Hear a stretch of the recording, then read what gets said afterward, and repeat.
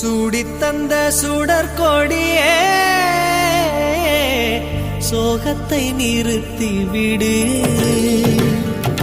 நாளை வரும் மாலை என்று நம்பிக்கை வளர்த்து விடு. நம்பிக்கை வளர்த்து விடு. நம் காதல் ஜோதி கலையும் ஜோதி கலைமகள் மகளே வாவா. காதல் ஜோதி கலையும் ஜோதி